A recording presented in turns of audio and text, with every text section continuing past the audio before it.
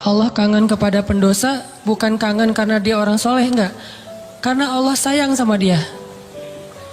Bukan karena, kok pendosa dikangenin. Bukan, itu mah kita yang hitung-hitungan. Makanya jangan menganalogikan Allah kayak kita. Seperti kita bilang, kan suka ada yang ngomong gini, ke Allah mah gak usah banyak minta, gak enak, mending beribadah aja. Emangnya Allah tuh akan berat kalau kita minta? Kan enggak. Justru meminta kepada Allah itu ibadah. Jadi makin banyak berdoa itu makin banyak pahala. Karena berdoa dalam agama kita itu bagian dari ibadah. Cuman namanya bukan ibadah muqayyad. Ibadah muqayyad itu kayak sholat 5 waktu. Udah jelas waktunya, jelas cara-caranya. Ibadah mutlak. Arti mutlak itu lebih bebas. Kapan aja yang dibaca bisa apa aja. Bahkan kadang-kadang agak-agak capruk dikit dalam berdoa mah gak masalah ya. Kenapa dia capruk? Karena gak hafal bahasa Arabnya. Akhirnya yang didoain sebisanya dia aja, nggak apa-apa semampunya. Jadi berdoa kepada Allah itu ibadah dan Allah senang banget dimintai. Sampai Allah tuh ngerasa malu kalau ada yang meminta, terus kita Allah nggak mengabulkan, Allah malu.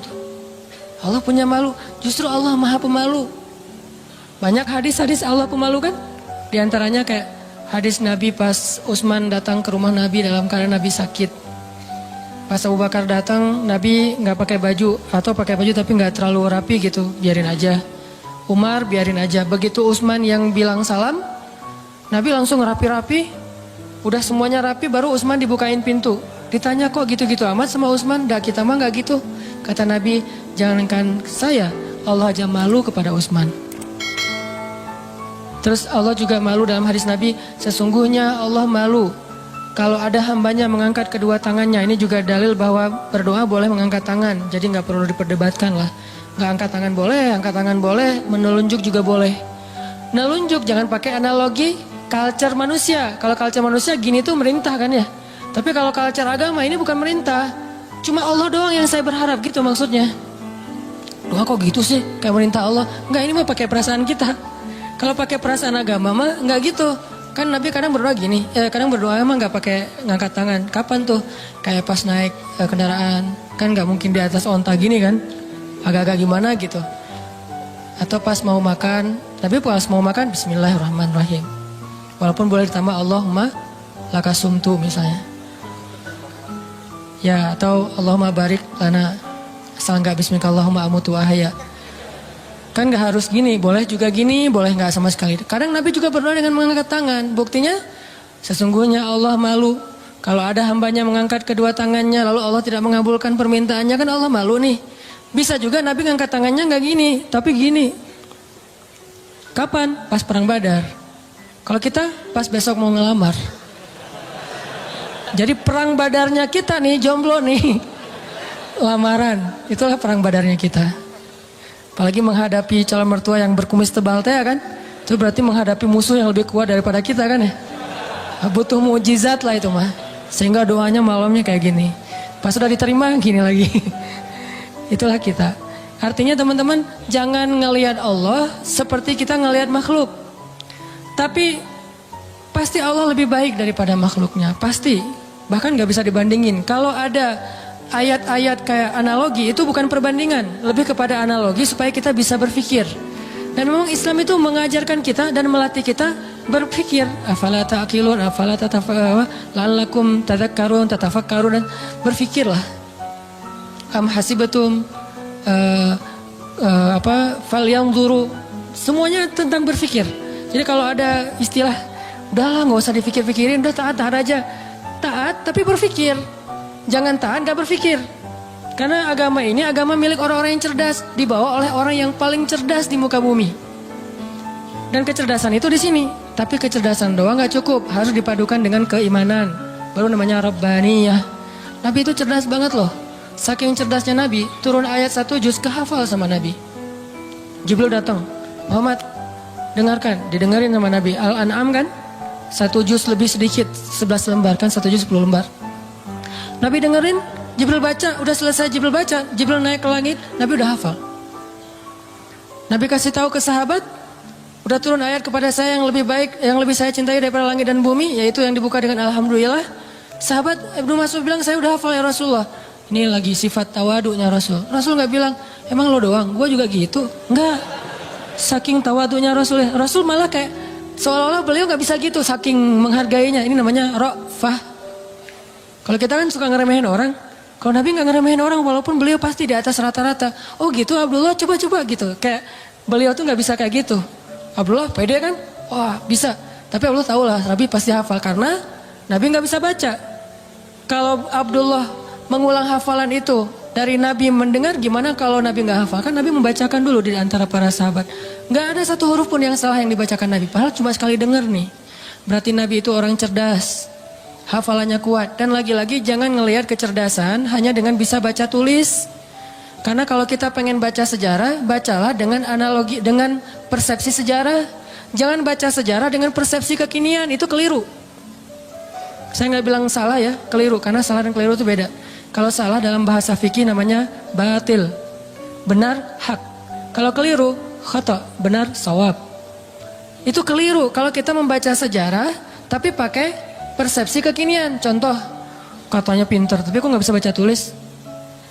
Karena di zaman sekarang pinter itu dilihat dari kemampuan membaca dan menulis. Di zaman dulu, culture-nya belajar itu nggak lewat baca tulis.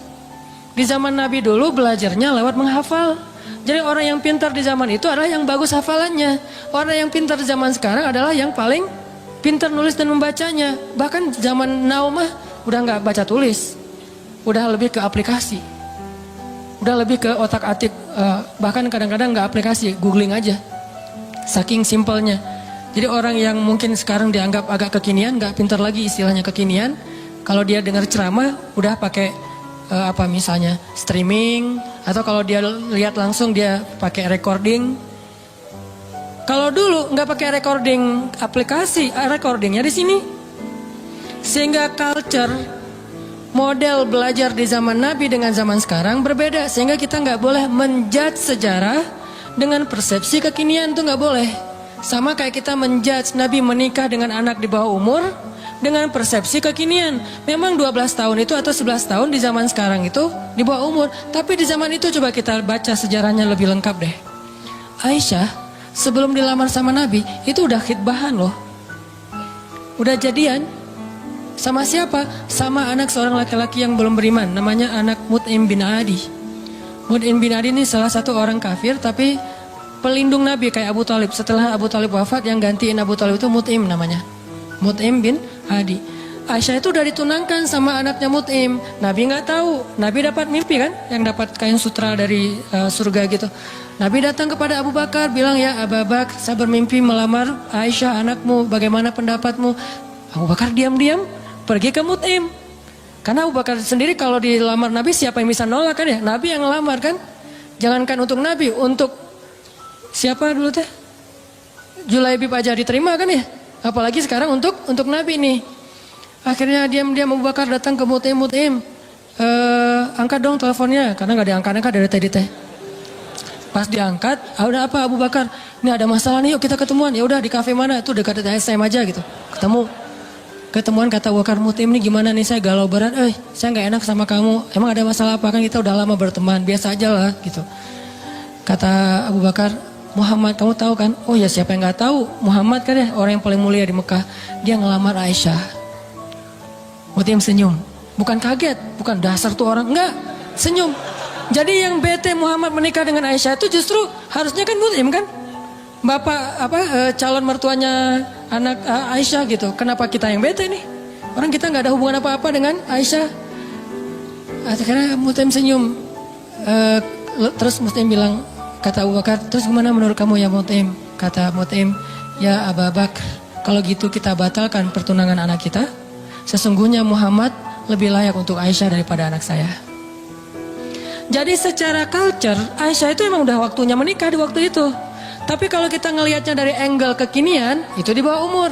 Makanya jangan menjudge sejarah dari angle kekinian. Itu nggak fair. Banyak lagi adegan-adegan sejarah. Ini yang kita belajar di Al-Azhar itu kayak gini nih, belajar berpikir, belajar berfilosofi. Kalau orang bilang filsafat itu nggak butuh, nggak, tergantung filsafatnya. Karena ada filsafat Islamiyah, ada filsafat Gharbiyah. Kalau Gharbiyah itu Western lah, filsafat sekuler. Tapi kalau Islam juga berfilsafat. Ternyata gitu ya. Baca tafsir juga butuh filsafat. Saya kalau baca Al-Quran yang ada tafsirnya atau nggak pakai tafsir, misalnya baca Al-Quran beberapa ayat yang udah ngerti gitu ya. Subhanallah. Ketika kita berpikir tentang Al-Quran, kebayang hal yang luar biasa tentang kebesaran Allah. Itu luar biasa loh. Kayak saya pernah bilang ayat Allah tuh zatnya, kalau kita ke teman bilangnya orangnya gitu ya. Allah itu zatnya nggak enakan. Apa bukti Allah nggak enakan? Tuh buktinya tuh ayat sebelum tentang pengubahan kiblat. Allah mengatakan raufun, dirinya tuh rauf, artinya rauf itu nggak enakan. Apa wujud nggak enakan Allah? Salah satunya ayat tentang puasa. Itu Allah nggak enakan banget tuh. Mau nyuruh kita puasa aja, perintahnya satu, tapi bahasa-bahasa untuk seolah-olah memotivasi kita itu satu lembar loh. Ya ayyuhalladzina amanu, kutiba alaikumussyam. Makanya bacanya jangan ya ayyuhalladzina amanu, beda itu, beda intonasi, beda pesan.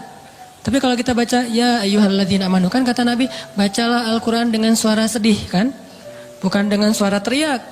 Kadang kita ya ayyuhalladzina amanu, tergantung khotibnya kan ya.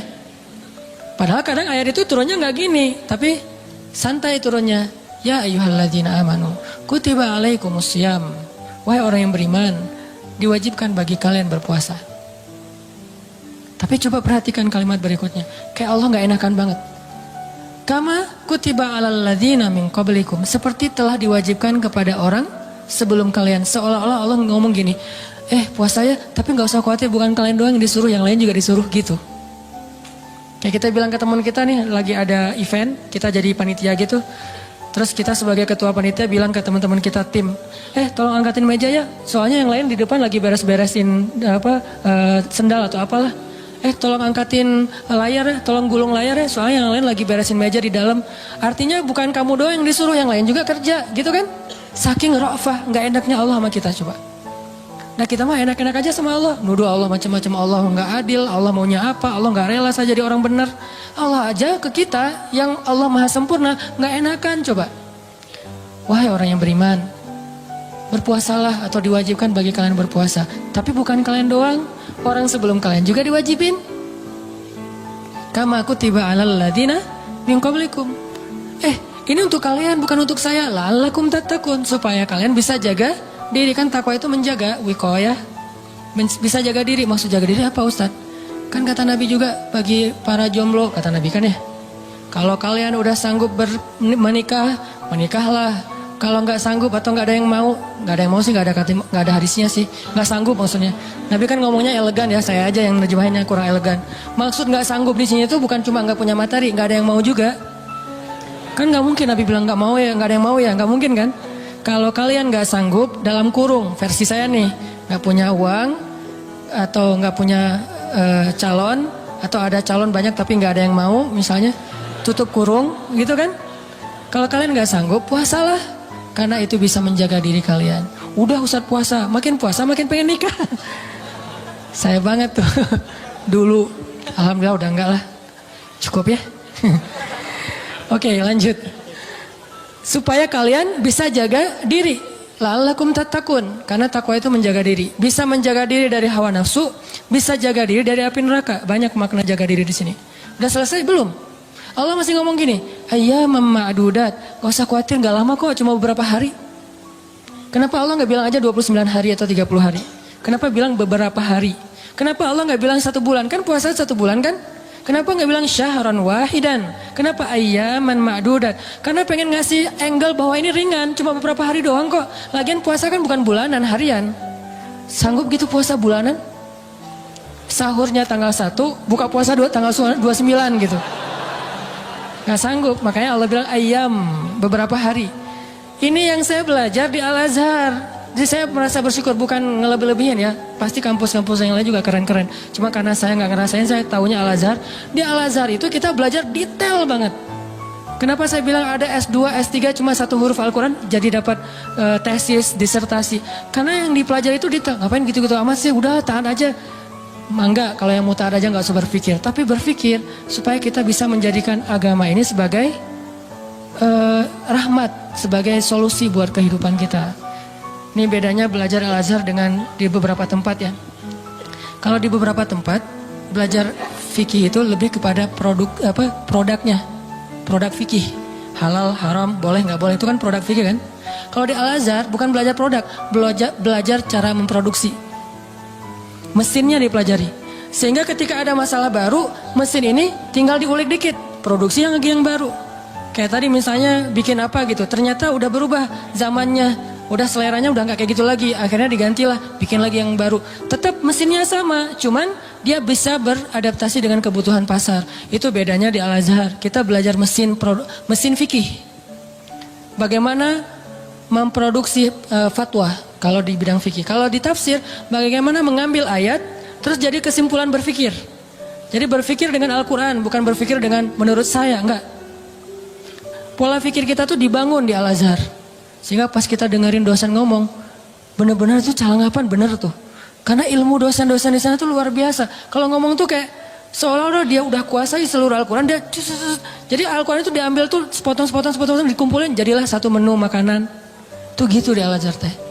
Intinya yang saya pengen sampaikan kepada teman-teman, jangan ngelihat Allah kayak ngelihat makhluk. Karena nanti jadi salah paham. Jangan banyak minta lah, gak enak sama Allah. Justru Allah itu gak enak kalau gak diminta. Allah senang banget kalau kita minta. Dan Nabi yang paling banyak meminta ke Allah namanya Ibrahim. Sehingga disebut Inna Ibrahim la'awwahun halim. Apa arti awwah? Bukan awwah ya. Awwah artinya da'a, suka berdoa. Dan di Al-Quran itu Nabi yang paling banyak kalimat doanya kan Ibrahim kan. Dikit-dikit ya Rabbi, ya Ilahi, ya Allah. Selain Musa, awwahun da'a, suka berdoa. Gitu juga tadi dalam kasus surga neraka. Ada orang bilang, saya emang gak takut sama neraka. Setan aja, iblis takut sama neraka. Kita lebih garang daripada iblis? Enggak. Iblis itu udah paling, kalau dibilang bejat, paling bejat mah iblis. Udah gak ada lagi lebih bejat daripada iblis. Nah gua mah lebih bejat dari iblis, gak ada. Iblis itu paling bejat tuh udah. Jadi kalau ada manusia gimana pun dia bejat masih kalah sama iblis. Yang paling soleh itu adalah Muhammad SAW. Walaupun yang paling suci adalah malaikat. Tapi yang paling soleh, beda suci sama soleh ya. Karena orang soleh bisa aja ada kesalahan. Nih berpikir nih. Orang soleh tetap ada kesalahan. Kalau suci gak ada kesalahan.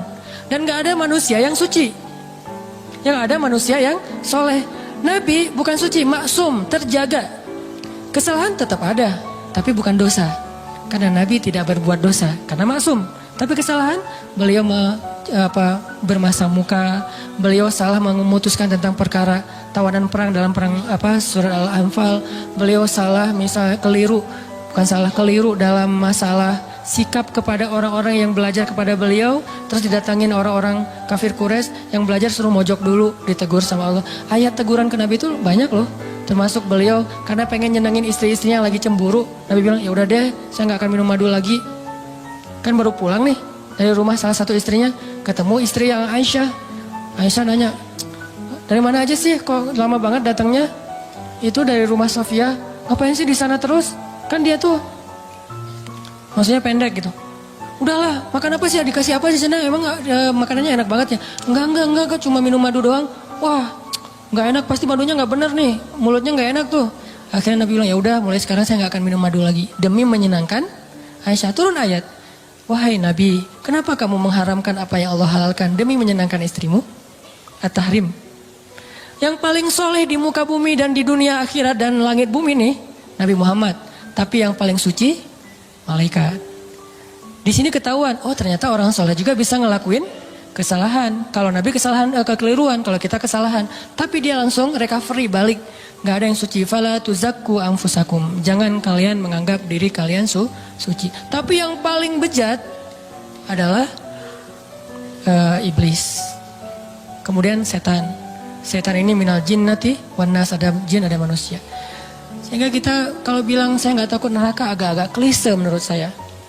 Berarti sia-sia dong Allah ciptain neraka, ternyata manusia gak takut. Jadi kayak Allah udah banyak fattakun nar. Itu perintah loh.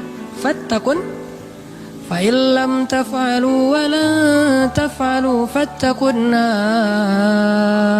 Apa arti kata fattakun nar, takutlah kalian kepada neraka. Nar bahasa Arab, naruka nerakamu. Jadi bahasa Indonesia neraka. Bahasa Arab yang diserap menjadi bahasa Indonesia. Fattakun nar allati uiddat lil kafirin. Yang disiapkan untuk orang yang kufur. Jadi kalau nggak takut neraka, Allah udah nakut-nakutin di Al-Quran. Seolah-olah kita bilang, nggak takut, gitu kan ya? Gimana tuh sama Allah? Kan agak-agak aneh nih. Nggak takut. Dunia aja kita takut dengan hal yang mengerikan. Gak usah yang benar ya, yang cuma halusinasi aja takut. Setan, hantu, gundurwo, yang gitu-gitulah. Gitu aja bisa bikin kita takut, padahal itu nggak nyata. Nyata nggak sih? Saya belum pernah lihat, alhamdulillah ya. Gak tahu kalau ngelihat ustadz juga kan manusia. Artinya yang gak nyata-nyata amat aja kita takut. Giliran yang nyata, Allah sendiri suruh kita takut malah gak takut. Kan agak klise nih. Pasti pola pikirnya gak menyeluruh nih, belum lengkap, belum utuh. Surga, biasa aja gak pengen surga. Seolah-olah kita ngeremehin surga itu gak berharga. Surga itu kata Nabi adalah ala sil'atallahi ghaliyah, ala sil'atallahi lil jannah. Harta Allah yang paling berharga itu adalah surga, bukan dunia. Dunia aja kita pengen, masa surga enggak? Padahal kata Allah, dunia ini enggak ada apa-apa dibandingkan surga. Klise lagi kan? Kita pengen surga dan Allah senang kita pengen surga. Kita takut neraka dan Allah senang kita takut neraka. Karena semua itu bagian dari yakin kita kepada Allah. Cuman jangan hanya di lisan, harus di hati. Kenapa kamu sholat 5 waktu? Kalau saya nggak sholat ntar diazab kubur, nggak apa-apa. Kenapa kamu sedekah? Karena pengen dapat pahala banyak, nggak apa-apa. Wah kalian mah nggak ada yang tulus. Dan saya mah kalau sholat, sedekah segala macam bukan karena surga neraka. Saya sholat dan segala macam karena cinta sama Allah. Nggak ada tolak belakangnya antara satu dengan yang lain. Cinta bagian dari iman, takut bagian dari iman, berharap bagian dari iman. Kan iman itu ada 60-an cabang, termasuk malu bagian dari iman. Sehingga gak perlu dibentur-benturin, ambil yang sebagian, buang yang lain, enggak. Terus gimana nih? Orang beriman juga berderajat. Lahum darajatun. Ada yang imannya baru malu doang nih. Ada yang imannya udah malu plus takut. Ada yang imannya udah malu plus takut plus berharap. Ada yang iman, malu, takut, berharap, cinta. Terus nambah-nambah. Karena darajatun. Manusia itu berderajat-derajat di antara orang yang beriman. Setelah Allah bilang ulaika humul mu'minuna haqqa, Allah bilang lahum darajatun. Mereka bertingkat-tingkat. Jadi teman-teman, coba kita bayangin bahwa Allah itu memang kangen sama kita. Allah tersenyum kepada hambanya. Dulu ada beberapa orang yang mungkin karena salah paham maksud saya, pernah dalam tanda petik tahzir lah ya. Dulu saya pernah mengalami masa-masa tahzir tapi dicuekin. Katanya Allah senyum.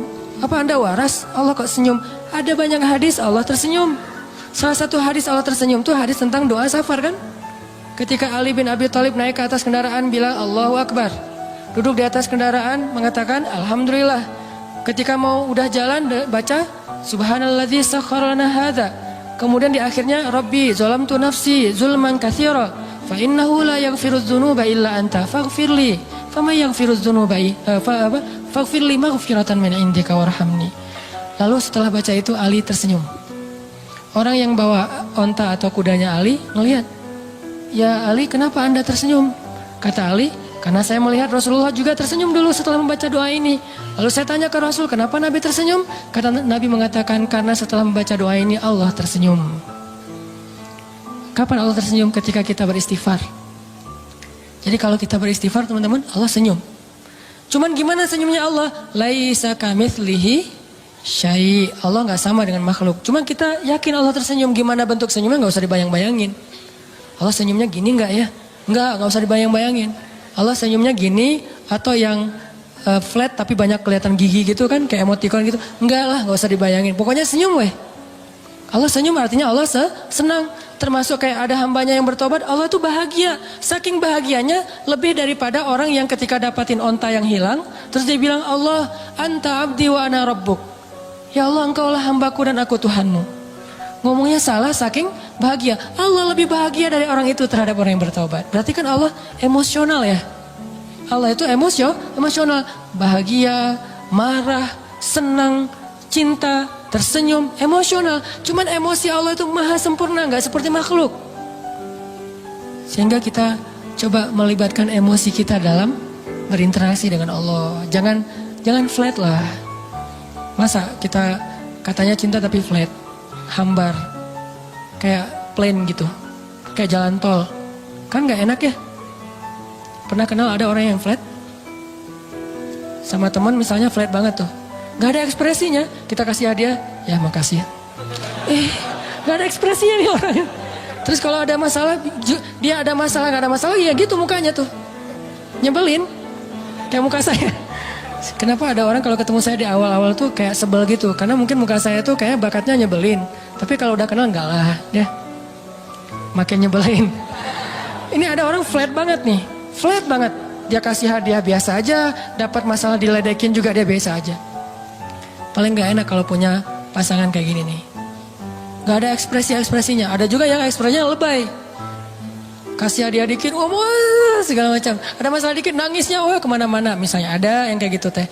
Nah Allah yang paling ideal perasaannya. Yang paling ideal zatnya. Yang paling ideal kebaikannya. Paling ideal aja pokoknya. Jadi kita coba melibatkan emosi kita ketika kita berinteraksi dengan Allah. Allah kangen sama kita. Cuman kangennya Allah karena pengen ngampuni dosa-dosa kita. Kata Nabi setiap sepertiga malam Allah turun ke langit dunia.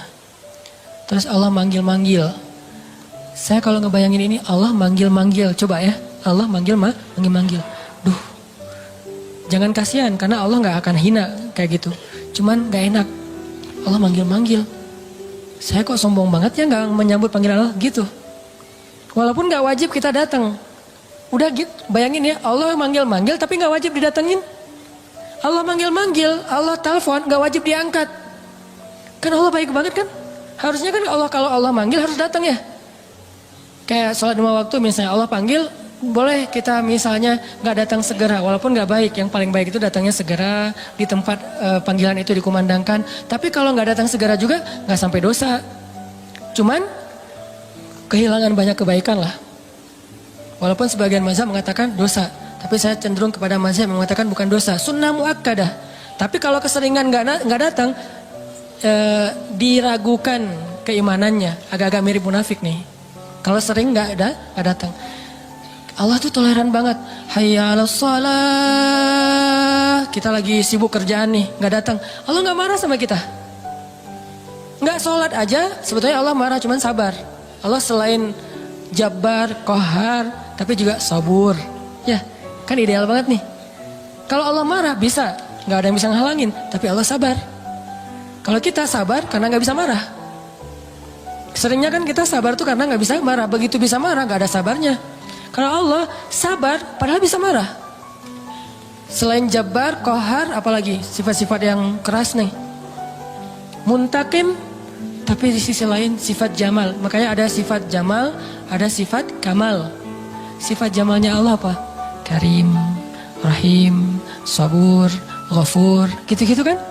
Ini artinya teman-teman, bayangin ya. Allah manggil-manggil kita sepertiga malam. Ngapain sih Allah sepertiga malam repot amat sih datengin kita? Tapi kita gak wajib datang. Tapi kalau kita datang, Allah sayang banget sama kita. Cuman dari kitanya nih, bukan angle Allah. Kalau angle Allah kita gak wajib datang. Tapi angle kita, enak gak sih kalau gak datang? Enak gak sih Allah udah manggil-manggil tiap malam terus kita gak bangkit? Kalau kita bangunnya telat, pas azan subuh baru bangun, ngerasa gak sih? Aduh Allah maaf ya, bangunnya telat. Gitu gak sih ke Allah? Karena kita kalau ke makhluk gitu banget loh. Di telepon ternyata miss call 10 kali gak diangkat. Langsung maaf ya, emoticon, segala macem. Minta maaf tuh rasa tangan diginiin tuh banyak sampai 10 juga. Kok kita ke makhluk gitu, ke Allah enggak? Padahal makhluk itu enggak terlalu berjasa sama kita. Allah mah berjasa dari sejak kita dalam kandungan ibu kita. Bahkan sebelum kita diciptakan. Tapi kita enggak pas bangkit dari tidur. Duh Allah maaf ya, saya bangunnya telat, astagfirullah gimana nih. Langsung wudhu datang ke masjid, minta ampun pada Allah. Padahal kita enggak wajib datang.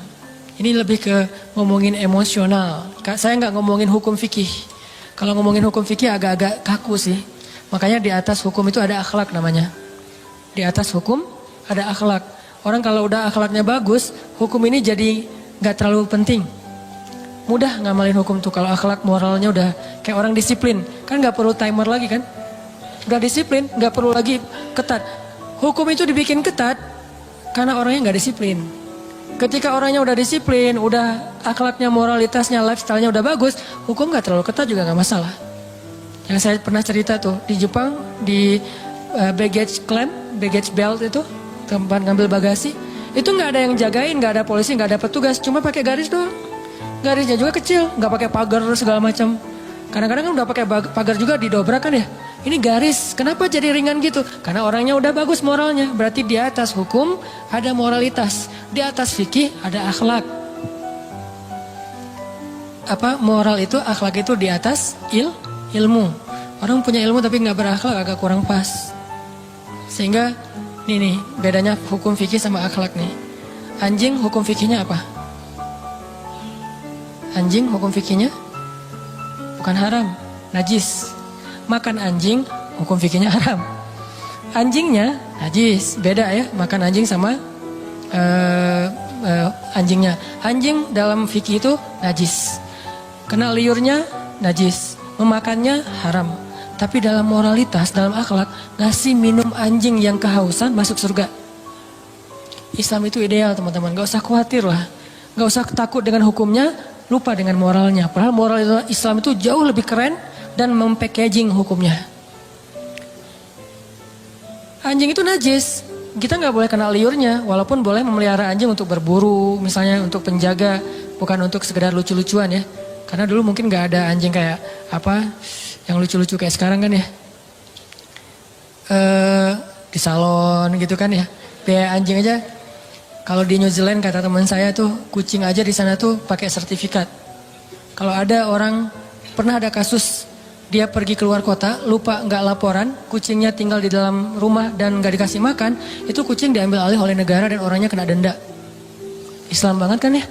Islami banget kan? Kan ada hadis Nabi yang bilang yang perempuan yang dilihat di dalam neraka gara-gara membiarin kucingnya meninggal nggak dikasih makan, ditinggalin beberapa hari keluar kota, nggak tahu dia lagi traveling kemana gitu si cewek itu teh. Itu kan terjadi kan ya. Nah anjing najis, anjing haram, tapi ngasih minum anjing yang kehausan itu masuk surga. Yang ngasih minumnya siapa? Bukan orang soleh.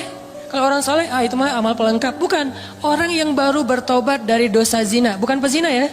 Karena orang kadang-kadang suka jadi modus tuh. Tuh pezina aja masuk surga. Mana ada pezina masuk surga? Yang ada orang yang bertobat dari zina masuk surga. Orang yang bertobat dari membunuh masuk surga. Nggak ada pembunuh masuk surga, nggak ada itu. Kalau gitu buat apa kita beramal soleh kalau semua juga masuk surga? Nggak ada keadilan itu. Allah kok menciptakan neraka sih? Katanya pengasih penyayang. Kok ada neraka? Surga neraka adalah bentuk keadilan. Karena tanpa surga neraka tidak ada nilainya kebaikan. Ngapain kita harus jadi orang baik? Toh nggak akan dibalas juga sama Allah. Ngapain kita takut berbuat dosa? Kan gak akan diazab juga sama Allah. Maka kemana larinya para pembunuh? Kemana larinya para begal? Kemana larinya orang-orang yang menzalimi orang lain? Terus di mana hak para korban? Kalau tidak ada surga neraka. Tapi kalau sudah diadili di dunia dengan cara-cara yang Allah ridhoi, selesai gak ada urusan lagi dengan surga neraka. Misalnya pembunuh dikisos, maka dia masuk surga. Karena hukumnya sudah adil. Tapi kalau pembunuh dibiarin, ya ada nanti hukuman akhirat. Itulah keadilan. Supaya kita meninggalkan dosa dan berbuat baik. Ya kalau katanya Rahman Rahim tapi ciptain neraka. Ini agak-agak belum sempurna nih pola berpikirnya nih. Makanya Islam itu butuh pola pikir. Al-Quran itu melatih cara berpikir kita. Kalau udah terbiasa kayak gini nih, malam ini yang sesi kedua agak-agak saya beratin nih. Materi lebih kepada angle berpikir, persepsi, supaya kita sebagai anak muda, saya yakin ini karena jamaah anak muda sanggup. Kalau jamaahnya udah usia sekian, mungkin saya nggak akan ngomongin pola pikir, lebih kepada ngomongin masalah sakaratul maut atau apalah. Walaupun kan kematian sama aja lah ya, semua orang juga rahasia. Tapi biasanya mah kan gitu kan ya. Kenapa di kampung sering ada tahlilan? Berarti di kampung lebih banyak orang meninggal. Karena di kampung yang tersisa orang-orang tua. Di kota kenapa jarang tahlilan? Karena masih muda-muda. Saya tinggalnya di kampung loh. Satu tinggal di kampung, satu tinggal di kota. Ya gitu aja, gak usah dijelasin. Kenapa saya milih kampung? Memang kita senang suasana di rumah saya kan belakang tuh ada kayak backyard gitu kan, ada kayak kebun kecil. Terus kita kalau sholat duha, kalau ngomong tahajud kan ria duha aja lah yang semua orang juga bisa. Duha itu di kebun. Karena salah satu hobinya Abdullah bin suaminya Asma bin Abu Bakar siapa? Zubair. Abdullah bin Zubair itu hobinya sholat di bawah langit kalau duha. Akhirnya kita kalau duha sesekali itu sholatnya di kebun. Sengaja milih yang Cianjuang atas, yang airnya masih mau mandi aja sayang nih air terlalu bening nih dipakai mandi gitu kan ya, layak diminum. Cianjuang atas sama yang agak di perkotaan. Kalau di perkotaan biar mudah aktivitas, kalau yang di atas biar tenang.